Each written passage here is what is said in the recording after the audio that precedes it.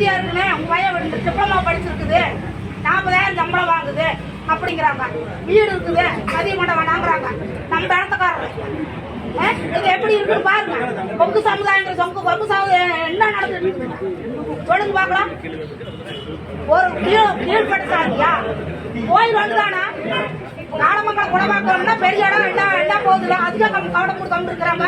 நீங்க தீர்த்தாருக்காங்களா வரக்கூடாதுன்னு எழுதுறாங்கல்ல அதிகம் பண்ண வேண்டாங்கிறாங்களா அப்புறம் எதுக்கு வர்றாங்க. ஒரு வீடு இருக்குது 50 லட்சம் ரூபா சொத்து இருக்குது பையன் வேலைக்கு இருக்கிறான் நாங்க 2 பேரும் வேலைக்கு போறோம் பிள்ளை கொடுத்தா நாங்க அவனை சோறு போட சொல்றோமா சாறு போட சொல்றோம் பையனை போய் பாதுகாத்துட்டு அங்க போய் இருக்க சொல்றோம்.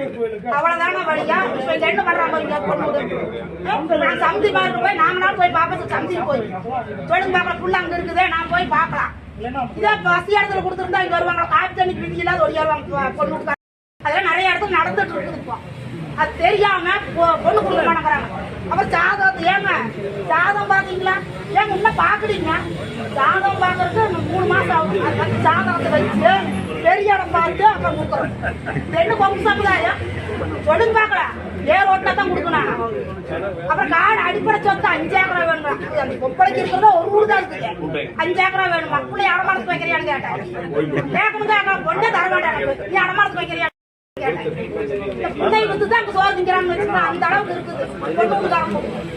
என்ன புள்ள போய் நல்ல குளத்துல பய ஒழுக்குமா பய ஒழுக்கும் இருக்கு ஒழுக்கம் இல்லாத இப்ப கல்யாணம் பூச்சி கிடந்து இருக்குதுல்ல கல்யாணத்துக்கு முன்ன சென்சட் அவர் வந்து பிள்ளை நடக்கிறானுங்கல்ல அப்புறம் எதுக்கு போட்டு கொடுக்க மாட்டேங்கிறாங்க.